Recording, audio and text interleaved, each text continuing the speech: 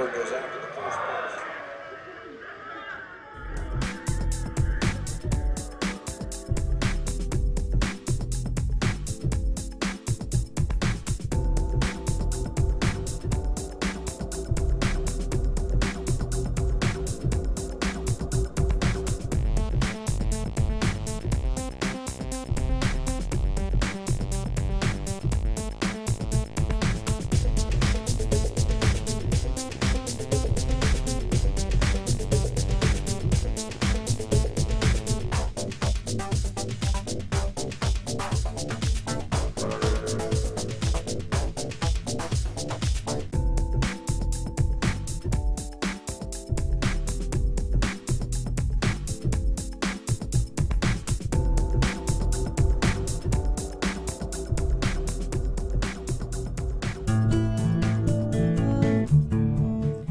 Maybe your first experience of putting money in the bank wasn't quite as heartwarming as this, but odds are, years later, you still refer to the balance showing on your bank account as being your money in the bank. But it isn't. If we have a deposit box at the bank, the valuables we put in it are still ours. We're just renting secure space to store them. In common usage, the word deposit means to set something down. But the use of the word deposit to refer to a bank account is misleading. A bank deposit is in reality a loan. What the amount in our bank account really indicates is how much money the bank owes us. It's a record of the bank's promise to pay us money, not the money we deposited itself. The difference is important. The truth is, when we hand the contents of our piggy bank to the bank teller, our money becomes the bank's money to do with as it pleases. All of the money in the bank is the bank's money. None of it is ours. That's why the bank pays us interest. We have loaned the bank our money. This may seem to be a semantic distinction. We know we can go to the bank at any time and take our money out in cash if we want to. But the distinction is not semantic, nor is it trivial. The distinction is crucial. What happens in banking affects everyone, and yet few of us know anything at all about how banking really works. The entire world economy now runs on a system of credit provided by banks, and when that credit system breaks down, everyone suffers.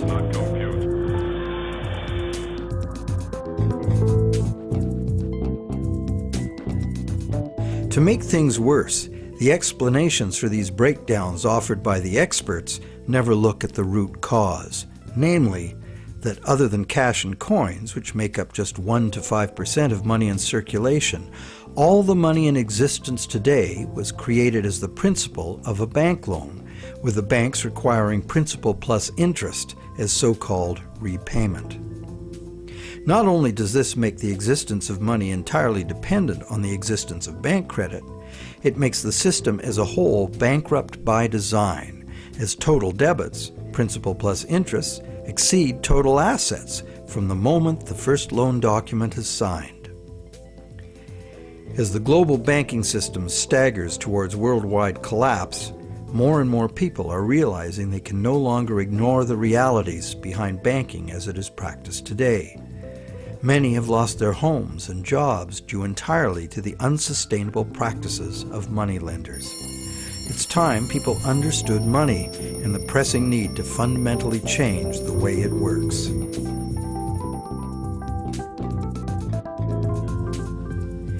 Clarifying what the words used in banking really mean is the first step. Now that we know that a deposit is, in truth, a loan to a bank, the next question is, what is a loan that we take out from a bank? When we sign for a loan, we give the bank a pledge to pay the amount of the loan plus interest. In return, the bank credits our account in the same amount as this so-called loan. While we speak of the bank as having put the loan money into our account, in reality, the only thing the bank puts into our account is its promise to pay the money. What has actually happened is an exchange of promises. Neither party has delivered anything to the other except matching pledges of debt. So who is the borrower and who is the lender? The terms loan, lender, and borrower are all misleading. The truth is that the two parties have traded promises to pay and in the process created something called bank credit or checkbook money that can be legally spent as money. Bank credit can be spent because we, in our innocence, notice that each time we deposit into our account, it increases our balance by the same amount. In fact, unless we put something in, our account will be empty. Thus, it's a natural assumption that money in an account is money someone put in. The account is a promise to pay, not the money itself. In fact, a promise always indicates the absence of the item promised. Otherwise, why does it need to be promised? Now, because all bank accounts are just promises to pay, the bank and the borrower can simply exchange promises and, in the flash of a few keystrokes, a positive balance appears in the borrower's bank account without anyone putting existing money in. Now you know the real source of what we call a bank loan.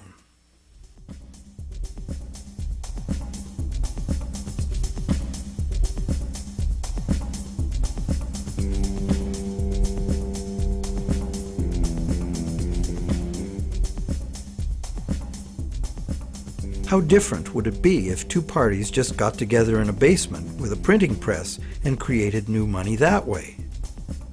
We intuitively understand the act of fraud called counterfeiting. In printing fake $100 bills, the counterfeiters also create new money out of thin air. Money gives us the ability to purchase the real goods and services of the world. It's clear that the counterfeiters have created new ability to purchase real goods and services without giving anything in exchange except a fancy piece of paper. Counterfeiters get something for nothing directly at the expense of whoever gets caught with their counterfeit money. And if the counterfeit money is not discovered, it dilutes the money supply, stealing from everyone. Counterfeiting is a serious crime, and it is easy to understand why. It's cheating on a basic social agreement, thou shalt not steal. But taking a loan from a bank also creates new purchasing power.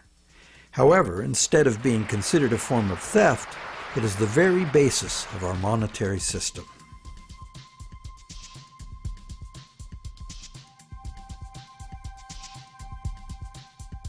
How did one form of creating money out of thin air become a crime and the other become standard business practice and the source of almost all our money?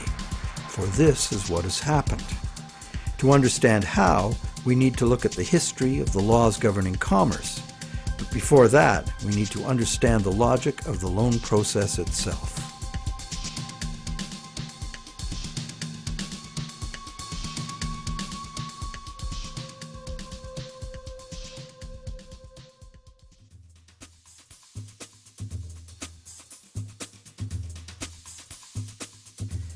The borrower wants to purchase an item, but doesn't have the funds to do so at the present time.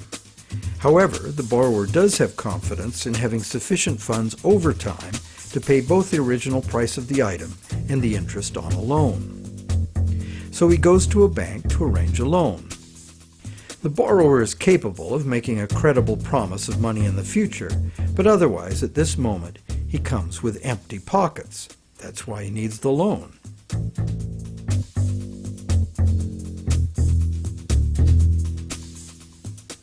We're probably all familiar with what happens next.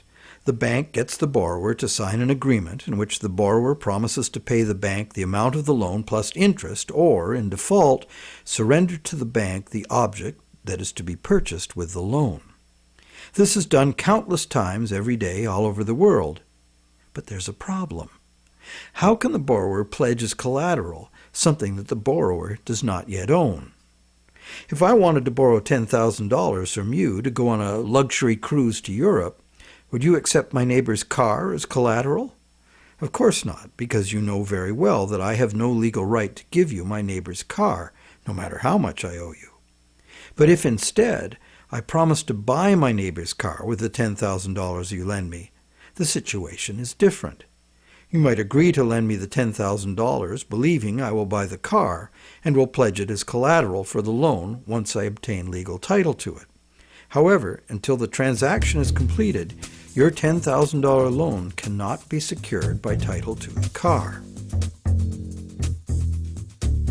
This sequence of events problem could be very simply avoided. You could buy the car and then sell it to me.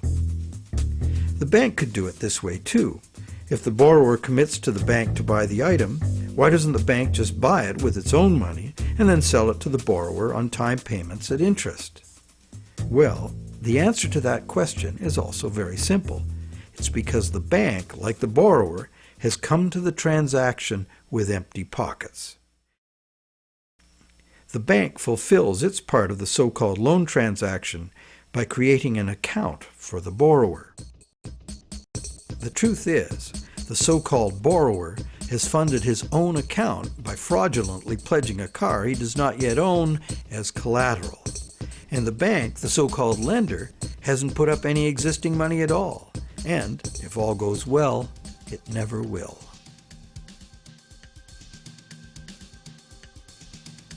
The borrower believes the new numbers in his account now represent his money in the bank. He, like the rest of us, doesn't understand the difference between existing money and a promise of money. If you can spend it, what does it matter? So now the question is, will the seller of the item accept the bank's promise to pay? While some people may hold out for cash, most will say yes to a check or an electronic funds transfer from the buyer's bank. Why? Because the seller knows from experience that she can deposit the check at her bank and it will increase her account accordingly. So what happens next?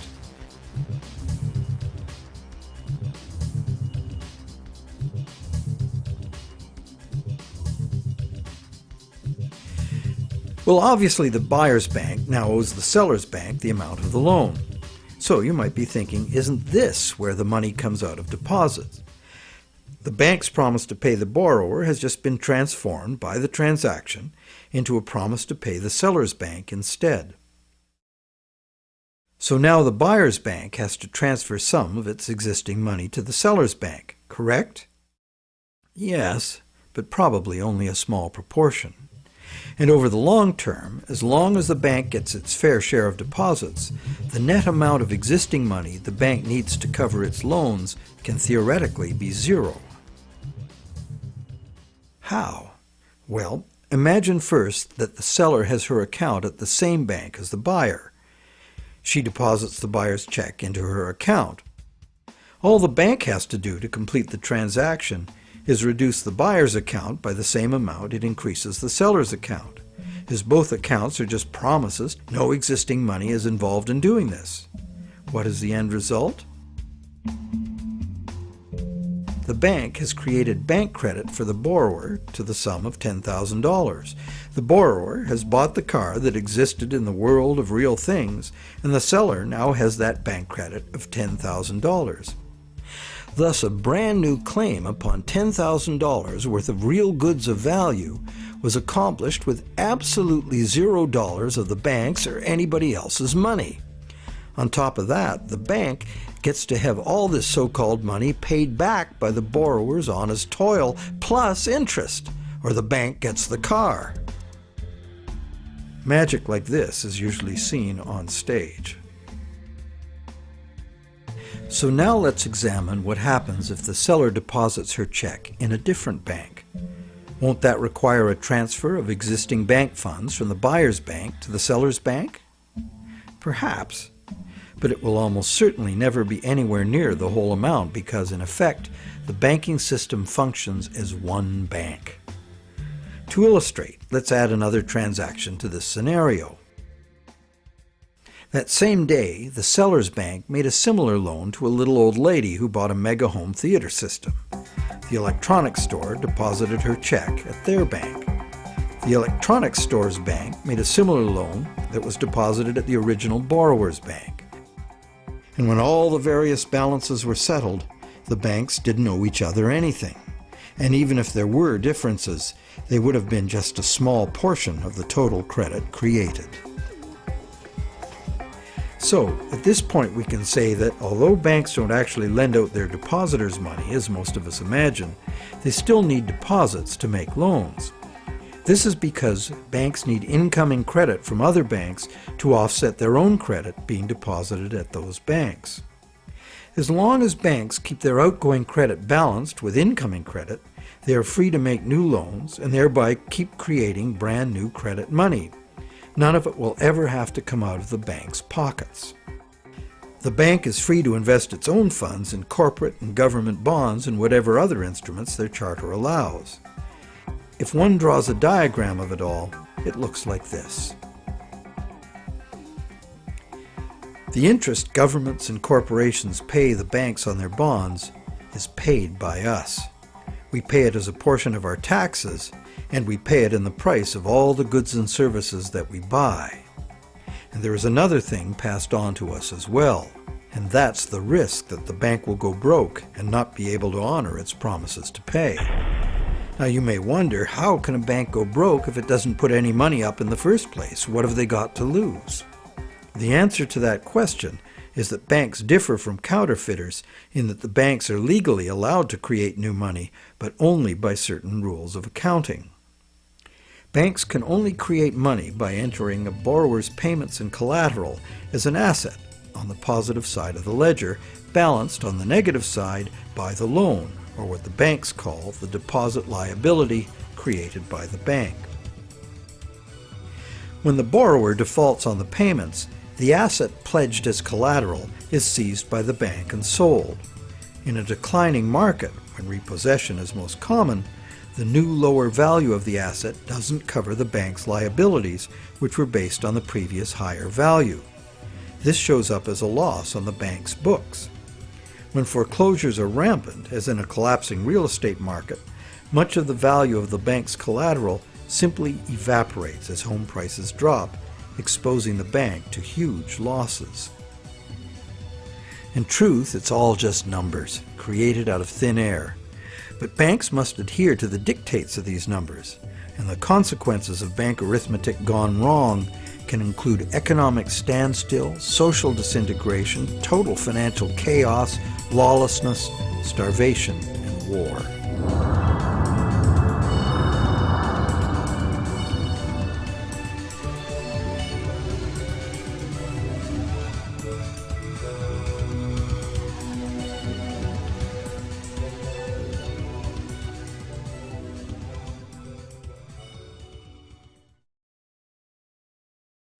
However, for the purposes of understanding the anatomy of a loan, we shall assume that the system is still functional and all three of the loans we were looking at will get paid. The end result is that not $1 of existing money has changed hands, but $30,000 of new bank credit has been created and spent into the money supply, and each of the three banks gets to collect interest on $10,000 of it. Is creation of this brand new $30,000 really an act of fraud, like counterfeiting? The obvious difference is that the banking system is legal, regulated by government, and disciplined by the courts to follow the rules of accounting. Another difference is that there is no obvious victim, like the person getting caught with a counterfeit bill. Banks argue that the buyer and the seller both got what they wanted and agreed to, so where is the fraud? And if there was a fraud, who lost out? Well, to determine that, let us list who got what out of the deal. The borrower got the item he desired on terms he willingly agreed to. He may curse his decision later as he struggles to make the interest payments, or he may live happily ever after, thankful he got the loan. The seller got an increase in bank credit, which she's been conditioned since childhood to think of as her money in the bank. She's confident that she'll be able to spend it in turn, and she will. So, as far as the seller is concerned, she has been paid in full. She's happy. So who, if anyone, suffered as a result of the deal? Is there another party to this transaction we've overlooked? Well, there's also the bank that gets to collect interest on a promise to pay money. That's the business they are in and usually do very well by. And anyone else? Well, where did the car come from? It came from the world of real things. Natural resources, energy, and labor were expended to produce it. What if we consider the hidden party to be society at large and the natural world from which all things ultimately come? Because the brand new bank credit money didn't just sit there, it got spent into the general circulation in the real world. It's the real world that ultimately gets the new money in exchange for its car. This new money might stimulate new production, temporarily enlarging the economy, making lots of people happy. In fact, it often does, as most bank credit comes into being as a home mortgage, stimulus for the residential construction industry, a big provider of good-paying jobs. However, after its initial productive use, this newly created money will basically just dilute the money supply, reducing money's purchasing power by a very small amount.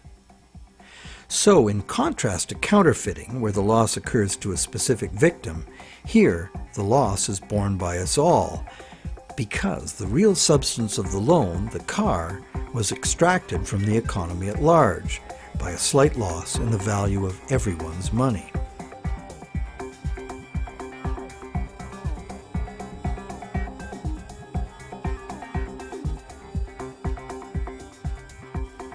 To continue our comparison of bank credit with counterfeiting, counterfeit cash eventually gets detected and removed from circulation, causing a direct loss to whoever accepted it. There is, of course, no guarantee of how much will be detected, nor any prescribed schedule for its removal. Bank credit is also removed from circulation over time because, as bank credit is paid back, the principal part of every payment is extinguished. Now remember that almost all the money in existence today is bank credit. Therefore, almost every dollar that passes through our bank accounts has a scheduled appointment to one day be paid as a principal payment on a bank loan and cease to exist. On top of the principal are the interest payments, which will become bank income, much of which will be recycled into the economy as interest to depositors and other bank expenses. So it's not immediately apparent that there's a loss to someone as a result of bank credit being withdrawn from circulation the way there is with counterfeit cash. But if we look closer, we find an interesting situation. We don't need anything more than fundamental arithmetic to understand the power that lies in controlling the money supply and why, as currently designed, total debt must constantly expand or the system collapses. Whenever the rate of debt money creation falls behind the rate of debt money destruction, the total amount of money in use will shrink. This is called deflation because the money supply is shrinking, like a deflating balloon. The result is less money relative to the goods and services available. With less money around to pay for them, the price of goods and services go down. At first, this sounds like a good thing, and it could be, if money were not created as debt at interest. For anyone not in debt, deflation would be like a general dividend on money, paid in goods and services of our choice. It would be as if money were the people's stock in their own prosperous company, their nation. People wouldn't have to demand a pay raise. If a nation were more productive as a whole, thus deserving of a raise, everyone would benefit automatically by having their money buy more. However, this is definitely not the effect deflation has in a system where money comes in the form of interest-bearing debt. More than 95% of all money currently in existence is in the form of debt to banks, promises to pay with interest added. And as we have seen, the principal is created, but not the interest. Due to the time delay between money's creation and its repayment, and the recycling of interest earnings as bank operating expenses, most of us can keep up our payments while the money supply is increasing.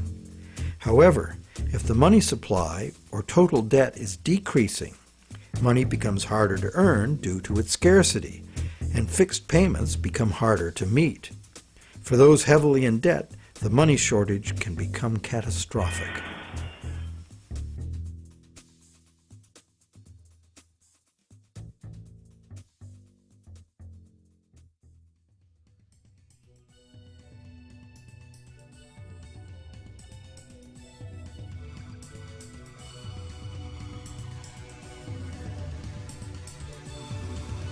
Unfortunately, the psychological effects of falling wages and prices rapidly accelerate the process, as borrowers, including large businesses, lose confidence in being able to repay loans, so that they don't sign up for any. And without new loans to replace old loans, the money shortage rapidly gets worse, resulting in a decrease in jobs and purchasing power, even in the midst of abundant resources and productive capacity. This dismal spiraling math makes mass foreclosures inevitable. Prices plummet as no one wants to spend their money. Shrinking values destroy the value of loan collateral, causing banks to write off huge losses. Some even close their doors. Consumer and business confidence is lost. Rampant economic and social dysfunction follows.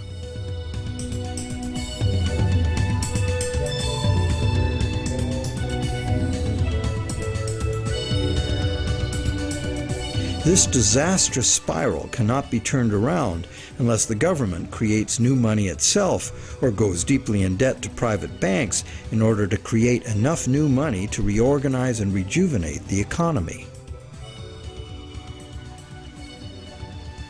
The most familiar example of this is the stock market crash of 1929. The psychological fallout of the stock market collapse resulted in less borrowing and thus less new money. The Federal Reserve did nothing to correct the resultant deflation, and by 1932 the money supply had been reduced by a third.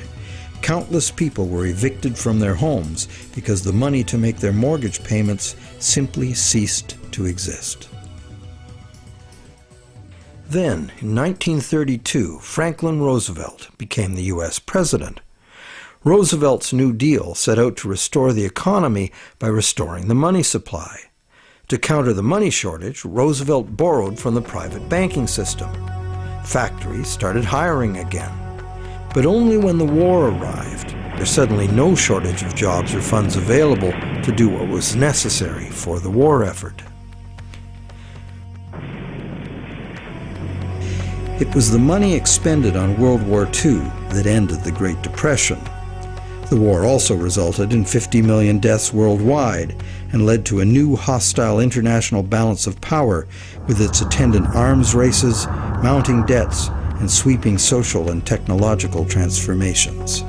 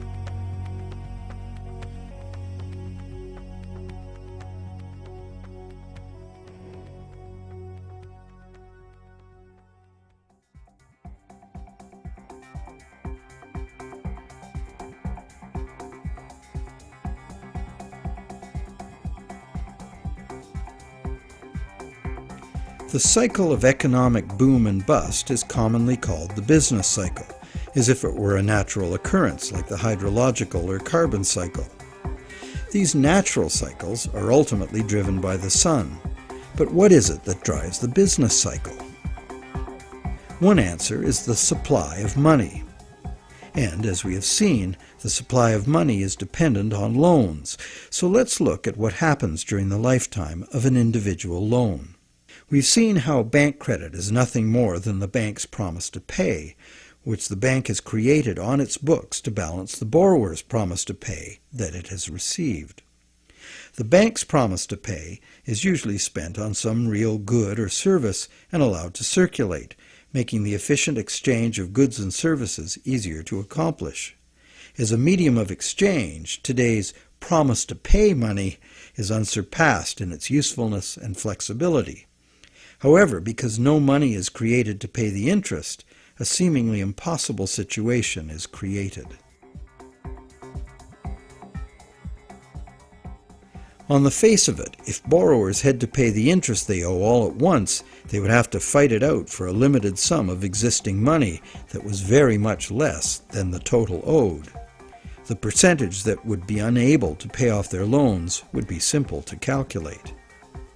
However, interest is usually paid over time, not all at once. If this interest income is recycled into the general economy as spending, it can be available to be earned repeatedly. Once we understand this, the question of whether interest is actually unpayable becomes more perplexing. Is there such a thing as a sustainable system of lending that does not produce mathematically inevitable defaults? In the Middle Ages, usury, meaning charging interest or any form of making gains solely from having money, was condemned as a sin. While the justification was moral, the reason was practical. In a fixed money supply like gold, anyone systematically rolling over all of their loan money at interest will soon end up with all the money. This problem was a big factor in the ruin of Rome. Private accumulations of gold forced the government to mint coins made of base metals instead of the real thing. Debased currency led to failing confidence and ultimate decline. The lesson was well learned. For the next 1,000 years, the Roman Catholic Church declared collecting interest on a loan to be a sin punishable by excommunication. In some countries, the penalty for practicing usury was death. Is charging interest really a sin? While today it seems very reasonable to charge for the use of money, there's a simple and unavoidable problem with doing so. Unless moneylenders spend every penny of interest they receive in such a way that the borrowers can earn it again, the borrowers are going to come up short regardless of their hard work and personal virtues. Someone will default simply as a result of the arithmetic. This is easy to picture where there's a fixed money supply like gold coin. As long as all of the coins taken in as interest are spent so that the borrowers can earn them, the same coins can be used to pay the interest over and over.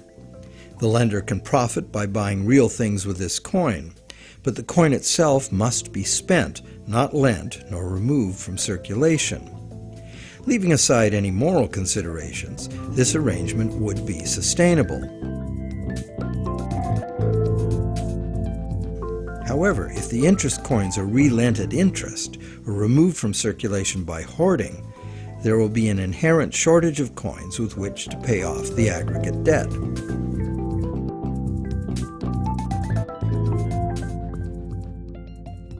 The situation is essentially no different in our current debt-based system. As we have seen, nowadays virtually every dollar comes into existence as debt, with a scheduled appointment to be extinguished as a principal payment on the loan that created it. Thus, for all borrowers to be able to make their payments of principal plus interest, two things must be true.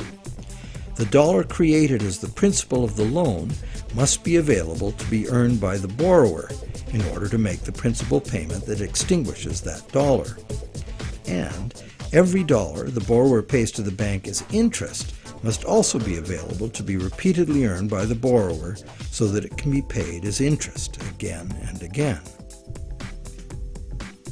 There is a common theory, undoubtedly popular with lenders, that because the banks spend their interest earnings as operating expenses, interest to depositors, and shareholders' dividends, there is in fact enough money released back into the community to make all payments.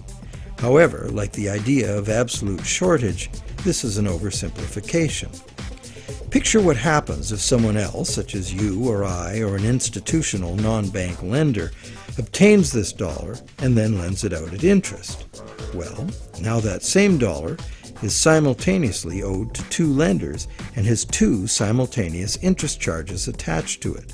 In addition, if this dollar is loaned, repaid, and reloaned by the secondary lender, it is not available to pay off the principal of the loan that created it, except as another loan. So, can we borrow from Peter to pay Paul and borrow from Paul to pay Peter? This gets interesting. We can. However, each time money is borrowed, there's an interest charge added that also must be paid. If all added interest charges can be earned, all payments can be made. On this basis, many economists and defenders of the current system claim there can never be a shortage of money and all payments can be made. But this seems to be a false assurance. For instance, if secondary lenders capture some of the money needed to retire the loan that created that money, the original loan can never be retired. The deficiency will have to be borrowed over and over forever, each time at interest. Each deficiency will be cumulative, adding to an ever-building total of debt that can never be paid off. And it stands to reason that for each added interest charge in the system as a whole, something extra is demanded of the system as a whole to pay for it. This affects everyone, producers, governments, and consumers. For producers, that something extra must be raised through higher prices or more sales. However, competition for more sales usually requires lowering prices, necessitating even more sales, and leads to overproduction and saturation of the market. The end result can mean job losses, plant closures, and bankruptcies. For governments, that something extra is raised by increasing taxes. But increasing taxes drains money from the productive economy, resulting in a reduction in the collective ability to pay taxes, which then necessitates increased government borrowing and additional interest charges. For consumers, something extra can mean getting an additional job, or borrowing to pay past debts, or paying off debt over longer periods of time. However, competition for jobs tends to lower wages, and paying over longer periods of time adds enormously to the amount of interest owed. And of course, borrowing to pay off past debts is like trying to fill a hole with more hole. And that is the situation we find ourselves in today. Producers can't sell more because consumers can't afford to buy. Governments are cutting taxes, not raising them, hoping to stimulate consumer demand, and consumers' real incomes are limited or even falling due to competition for a limited number of jobs. Therefore, any increase in the total amount of interest charges within the monetary system as a whole will result in a genuine shortage of money. This is because the real productive economy is limited by the availability of nature's resources. The productive economy exists to serve actual needs. It simply cannot keep pace with the demands of the artificial financial economy, which has an unlimited appetite for profit, and which operates with no regard for the natural limitations of the real world.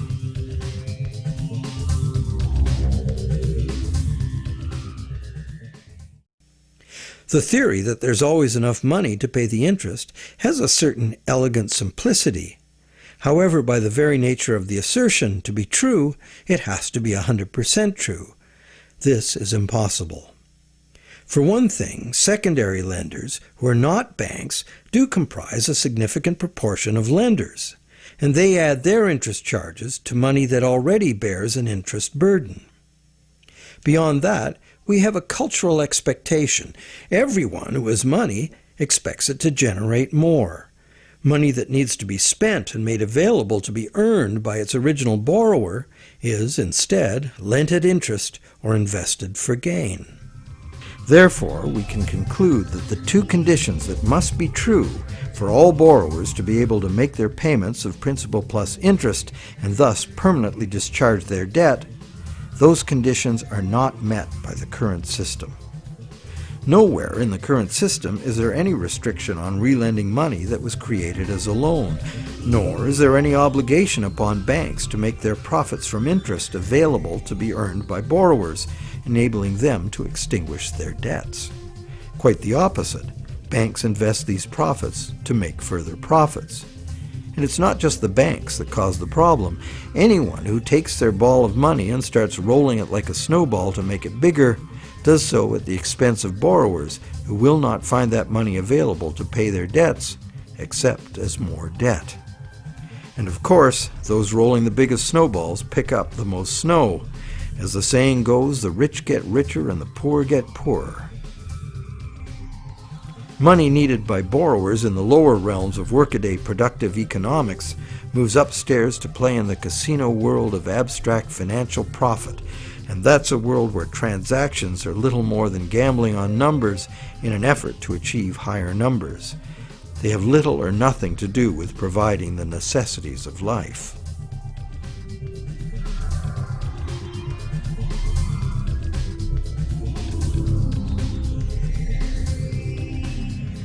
Today, the largest volume of money by far is changing hands in what is best described as the gambling economy.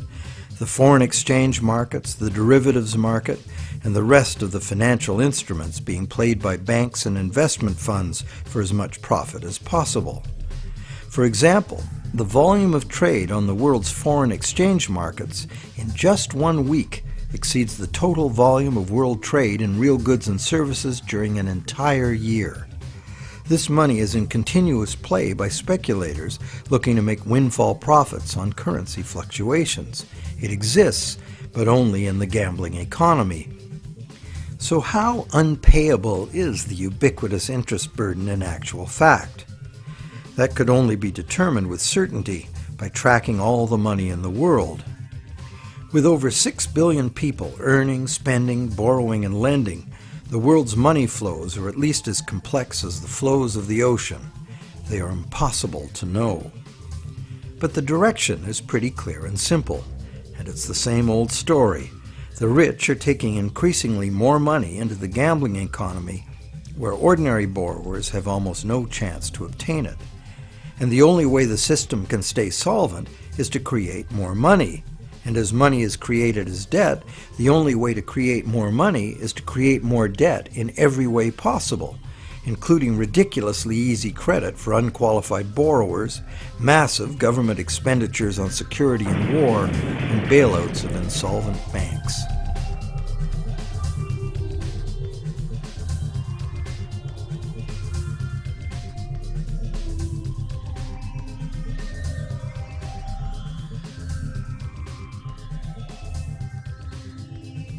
How does the individual loan cycle relate to the boom and bust phenomenon known as the business cycle? The individual loan cycle can be described like this. First, there is economic stimulation because of initial spending. This is followed by inflation because new money basically just dilutes the money supply. And eventually, inflation is followed by deflation as loan repayments gradually extinguish the principal, removing that money from circulation. As long as the individual loan cycles don't match up, these cycles can smooth each other out. This creates a fairly stable money supply that leads to fairly stable prices, although continuous growth of the money supply is required, at least in part because, as you will recall, the money to cover the interest was never created. This is the model on which our economy is currently based. Avoiding deflationary spirals and keeping inflation at a level that doesn't upset people's apple carts constitutes the art of managing the economy, which is rather narrowly defined as achieving so-called price stability. However, a look at the purchasing power of the US dollar in real goods over the last century instantly reveals what this so-called price stability has really meant. The dollar has clearly lost almost all of its value, 96%, and is continuing to do so at a rapid pace. So price stability is not being achieved, and one hardly needs a degree in psychology to understand how human nature itself would turn the individual loan cycle into the collective phenomenon of the business cycle. The simple reason being that if one person sees great prospects and is doing well borrowing and expanding, others would have the confidence to do the same. Beyond the merely psychological effects, if one business is expanding on the basis of credit, Its suppliers and distributors will find it necessary to do so as well, or lose that business to someone who will. The same herd effect would occur for a gloomy outlook and accompanying credit contraction. Thus, it is entirely predictable that individual loan cycles would have a built-in propensity to line themselves up rather than be randomly distributed. And when they do, we see the larger scale cycle called the business cycle emerging directly from the cumulative effects of individual loan cycles. So, to sum up, one could say that out of the exchange of promises made by the bank and the borrower, society gets chronic inflation and a dependency on banks for increasing infusions of money to pay ultimately impossible interest payments. This results in an inescapable treadmill of accelerating debt and depreciating money, the only alternative being a deflationary collapse of the economy followed by social chaos or war. This eminently unhealthy situation filters down through society, wreaking harm on every level. We are like addicts, but the fix is not more and more heroin, it's more and more credit money. And eventually, our collective ability to borrow and repay so much credit becomes exhausted. This then creates the need for constant expansion of credit into new markets, in essence creating a fiscal imperative to drive everyone in the world further and further into debt forever. In the United States, this constant debt expansion has led to a total credit market debt in 2008 of more than $53 trillion, which is about 5 times the total annual income of the entire country. So is the world at large happy about its end of the loan transaction? Probably not. But the world at large has very little awareness of where these problems originate, the elusive system of counterfeiting and hidden control that is modern banking. And how about the banks? How have the banks fared as a result of this system? Well, first, by putting up only a small fraction of the money they ostensibly lend, the banks have obtained a river of income from interest payments on consumer loans and mortgages. Second, by using their credit powers to acquire large portfolios of corporate and government bonds, banks collectively appropriate control over government and industry. And thirdly, due to the inevitable defaults and foreclosures, the banks gain legal title to a lot of real property the world over. And finally, if the worst happens, if borrowers default en masse, causing the banks large losses, the government is forced to rescue the banks with multi-billion-dollar bailouts to save the financial system. And what are these bailouts financed with? You guessed it, more taxpayer debt. It is really quite an achievement to pull this off, and without most of the victims even being aware of it. If you're now thinking there ought to be a law, well, there is.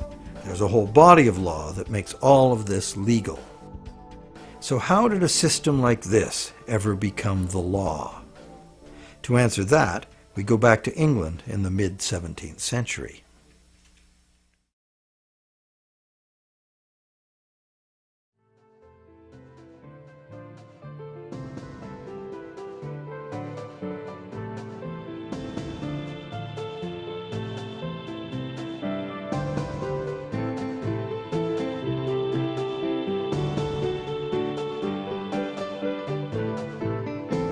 With the development of better ships and the new explorations they allowed, trade was expanding rapidly. In order to carry out commerce, especially over great distances and lengths of time, written contracts were becoming more and more important and more sophisticated. Under English common law, it had long been established that a contract could only be enforced if something of real substance had changed hands. A transfer of goods or rights in property was the real stuff of the exchange, and that was what the court would evaluate for fairness, not just the words on the document.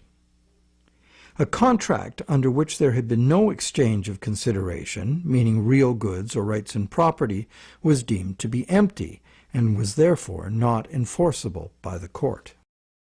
So, a contract in which a borrower, say, pledged a car he does not own in exchange for a bank's promise of payment would not even qualify as a contract. No common law court would enforce it.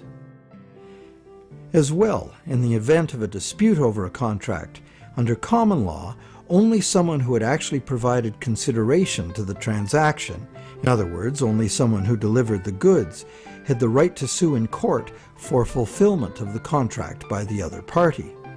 This right was not transferable to a third party.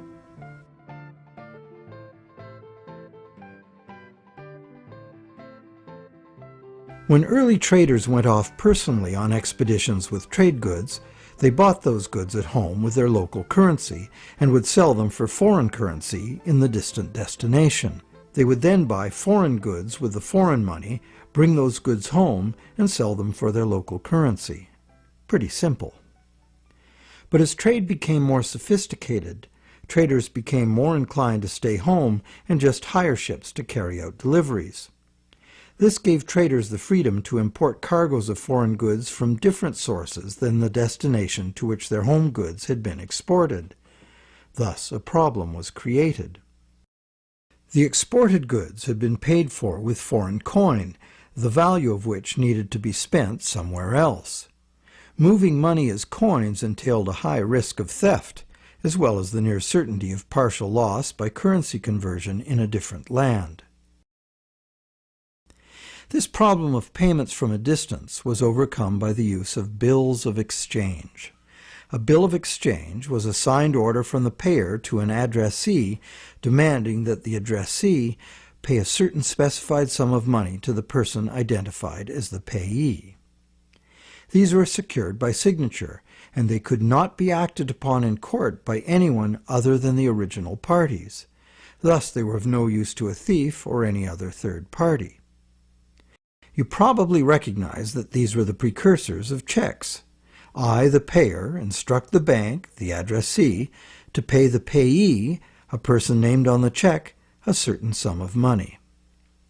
This was all well and good for transactions among parties who were known to each other.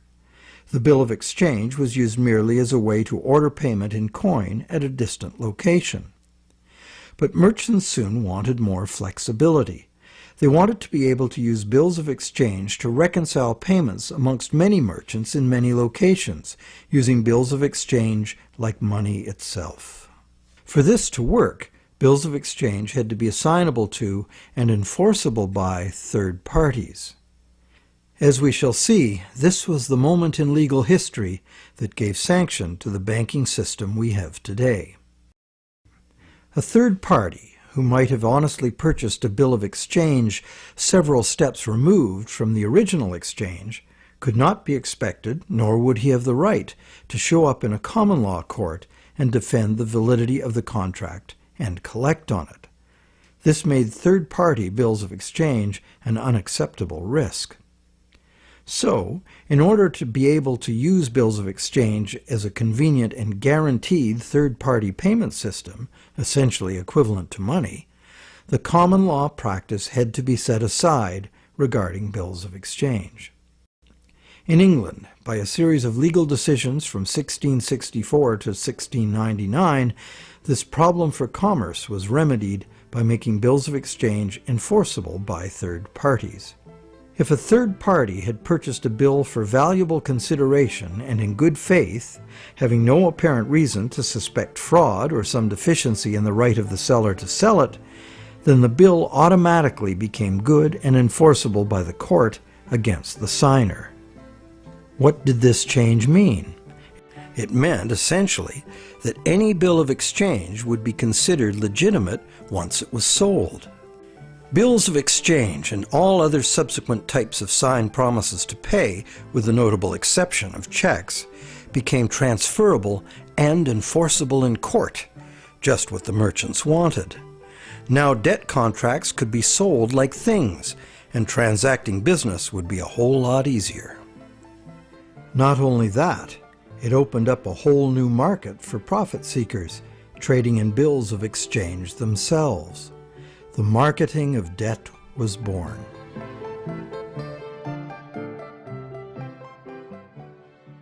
The change in the law had another effect as well. It made it possible to trick or even force a person into signing a legally binding promise to pay, and then, if that promise were purchased by a third party for real consideration and in good faith, it would be enforceable against the signer in court. Ultimately, this became one of the foundational principles of the Uniform Commercial Code, which governs the conduct of business in the United States, and by extension, in most of the world.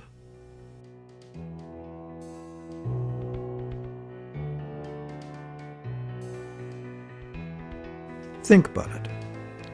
If we buy a stolen laptop from a guy on the street, we're guilty of receiving stolen goods, a criminal offense. Doesn't matter if we paid honest money and were unaware the goods were stolen. The court will restore the goods to the rightful owner. We, as purchasers, innocent or not, lose our money and may even be charged with a crime. But if we buy a loan contract from a banker and give him real value for it in good faith, it doesn't matter that the loan contract may have come into existence under false pretenses. Whoever signed it is required by commercial contract law to pay up, and the courts will enforce the obligation. Today, debt contracts come in a myriad of forms, including and especially loans and mortgages. It's significant to note that just as these common law restrictions were being removed, the brand new Bank of England was being established. The first bank state authorized to create money out of thin air. The new laws fit in perfectly, making the new bank's empty contracts enforceable against the so-called borrower.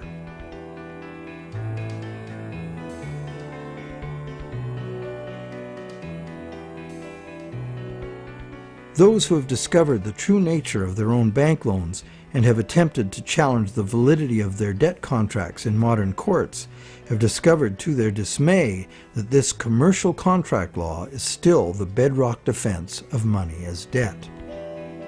The bank will have sold the original loan agreement to a third party for value, and even though that third party is often just a sister company of the bank, all that matters to the judge is who possesses the document, what it says, and whose signature is on it. The bank's failure to inform the borrower about the true nature of the loan contract and the absence of any actual money loaned on the bank's part is not relevant.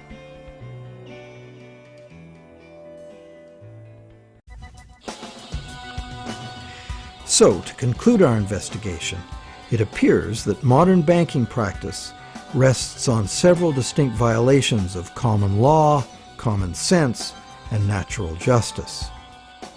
The first violation is the fraud the borrower commits by pledging as collateral property the borrower does not yet own. And the bank is complicit, as it knowingly accepts the fraudulent pledge as backing for the credit it creates. The second violation is the failure of the bank to disclose the true nature of the contract. The bank calls it a loan, leading the borrower to believe that he or she is receiving a loan of existing money. But the bank knows full well it has provided only a brand new promise to pay, simply typed in on a computer screen.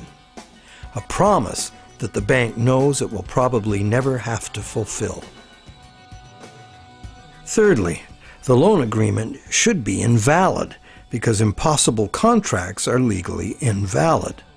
The bank is creating an impossible contract because the conditions required to guarantee that the borrowers have the opportunity to pay off the principal plus interest are not met. Unless the system enforces 100% recycling of both principal and interest, which it emphatically does not, some borrowers are going to default and lose their collateral simply due to the systemic shortage of money. The fourth violation is the violation of natural law by the law of contracts, which confers automatic legitimacy of title on any contract if the contract is sold to a third party for valuable consideration. This violates the principle that one cannot give better title to something than one has. But perhaps the biggest fraud of all is that most of the people who produce the real wealth of the world are in debt and at risk of losing everything they have worked for to bankers who fabricate money out of mere promises to pay. And where does this leave us? We are hostages in an economy that must grow faster and faster to keep up with an ever-growing money supply, or the entire system collapses in ruin. The money system as currently structured refuses to recognize that the real economy is limited by the capacity of the planet to provide the raw materials and waste disposal services the economy needs. The planet is finite, and therefore it should be obvious that the economy cannot grow at an accelerating pace forever. Our current money system runs like the bus in the movie Speed. It could not slow down, or the bomb planted on the bus would go off. And our situation is even worse, because the rate of debt creation must forever accelerate, or the entire economy crashes. The notion that infinite, perpetually accelerating growth is possible is the great fallacy of modern economics. It is a fatal delusion born of greed. An economic, social, and environmental crash of unprecedented proportion is surely inevitable, and this monetary system is utterly and hopelessly incapable of adapting to it. No wonder monetary reformers around the world insist that the entire monetary system needs to be rebuilt from the ground up.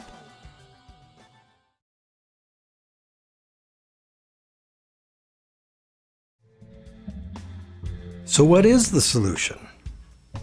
One idea many people suggest is to return to the days when money was backed by gold. Gold, they argue, is the true money because it's inherently valuable.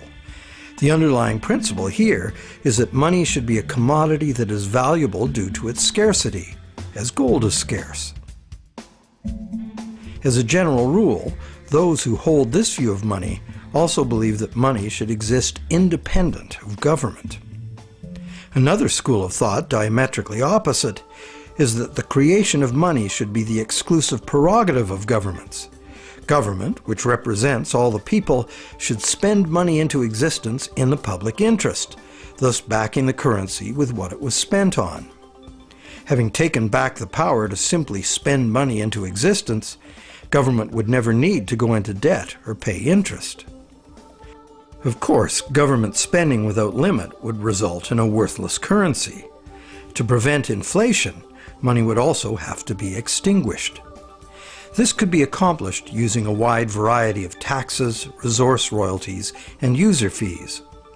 Government spending and government taxes would, therefore, be interdependent and would equal each other in a perfect equilibrium. However, the goal of taxation would be to achieve price stability, as the government would have no need of tax revenues in order to operate. Over the centuries, both the gold-based system and various government credit money systems have been used, with the gold-based system prevailing well into the 20th century. This wasn't because government credit money didn't work. It did within the country itself, where it was accepted in payment of taxes. But until the invention of modern currency exchanges, international trade had to be carried out in gold. In addition, gold has had an almost supernatural fascination for humans for a very long time. We've been conditioned for millennia to think of money in terms of portable inherent wealth, as in gold coins. However, this is not the only way to think of money. Nor in the era of runaway debt money is it any longer accurate. Money is, at its root, an idea that humans invented in order to turn simple subsistence into complex civilization. It's the development of money that made possible specialization of labor and the indirect exchange of goods and services. Throughout money's evolution, from direct barter to standard trade goods, and on to standard coins, to paper promises of precious metal, to digital promises of paper cash, and now to digital promises to pay digital promises. Throughout this long evolution, the prevailing idea has always been to achieve greater flexibility by using convenient and secure promises to pay instead of money itself. The problem with promise to pay money has always been that it provides a golden opportunity to cheat, to create more promises than there is real stuff to back those promises up. But is there a way to make the exchange of actual money just as convenient and secure as the promise to pay system? Now there is. Digital money, convenient and secure, is now a possibility because of new encryption technologies. It works like this.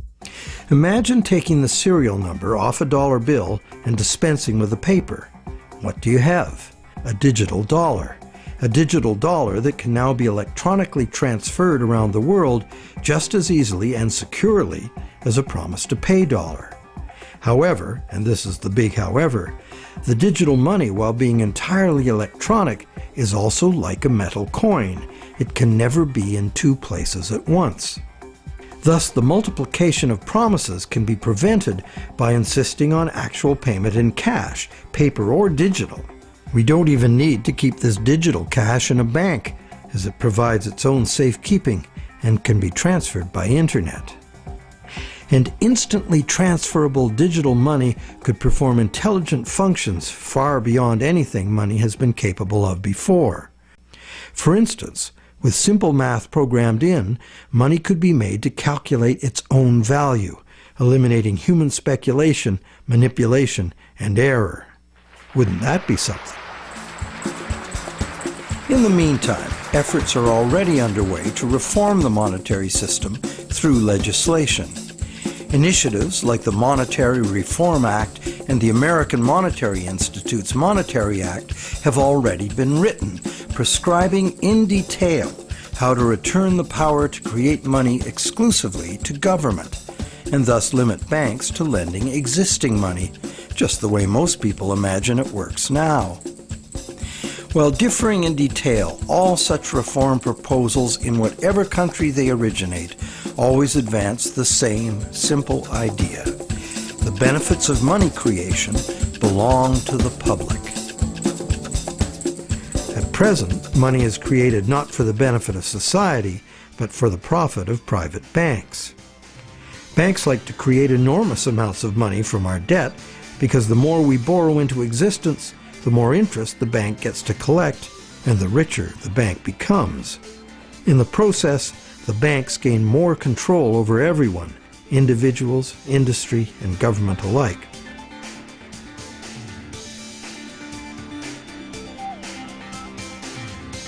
Abundant money too often leads to speculative asset bubbles that make insiders rich. But as we have witnessed, these bubbles inevitably burst under the unbearable weight of ever-increasing interest demands. The losers are many, including governments. Already burdened with huge debt and shrinking revenues, governments are forced to add trillions to that debt in order to rescue the banks that are the cause of the problem. Otherwise, we would have no money system. It's an absurd situation, and a tragic one, considering that government could instead create the money itself and spend it interest-free on infrastructure, education, or universal health care. And most of that debt-free money would enter the economy as wages, circulating through all levels of society for everyone's benefit.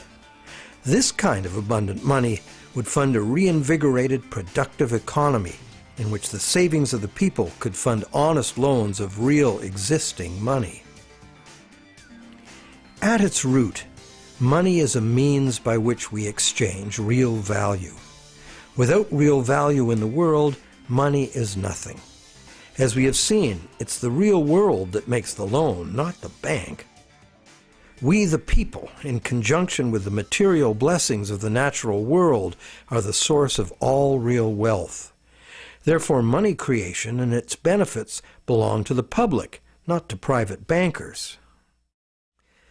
And what about interest? As we have seen, interest poses an arithmetic problem. And it's a problem that can only be solved in three ways. 1, defaults and foreclosures. 2, perpetual growth of the money supply. Or the preferable and only other solution, 100% recycling of interest as spending. But such full recycling could only be accomplished by nationalizing the banking industry in the public interest. For example, interest earnings from public service banking could be paid to all as a citizen's dividend. Or it could be used to fund government in place of taxes, as was done successfully in colonial Pennsylvania. And that's just one instance of a society that organized its monetary system differently. There have always been alternatives, and there are alternatives now. What the evolution of money really teaches us is that the real measure of money's value is, very simple, its usefulness as money. And there are several different ways to create useful money. For instance, money can simply be an individual's private promise to pay, a pledge of one's own product or service, as in such community currencies as the let system or time dollars. Thousands of these community currencies already exist in circles of trust where members can be counted on to honor the credit they issue for themselves. And such community currencies can be a lifesaver in the event of a catastrophic collapse of the conventional banking system. When money shortages or hyperinflation disrupt trade and bring economic standstill, a working community currency can sustain a local economy. Are such proposals radical? You bet. But there are unprecedented challenges before us. No longer can exponential growth allow us to sustain a monumental debt that must ever increase to prevent the house of cards collapse of the whole system. Increasing wealth disparity, crushing debt, failing banks, and social and environmental catastrophes are what we face unless we radically change course. We must transform our monetary system to one that can adapt to a future we can now clearly foresee. To begin, we must examine monetary system designs that can deal with widespread economic shrinkage without inducing mass foreclosures and bankruptcies. But what can you do right now? Well, right now there are people and organizations around the world that understand the problems and the injustice of today's monetary system, and you can join them in their effort to bring about the fundamental changes we need. It's time to talk to our friends. A financial crisis is the ultimate teachable moment. When bankrupt banks have to be bailed out by the governments the banks were formerly lending to, the contradictions, the fraud, and the fatal flaws of the current system are laid bare for all to see. But the solutions are there to see too if we look. We cannot afford business as usual. Making adjustments to the current system will not save us. The changes we need to make are radical and dedicated to the good of all, not the profit and control of a few. To make these changes, we must leave behind our outmoded assumptions and misplaced faith. We must face the challenge of a complete transformation. Reality calls.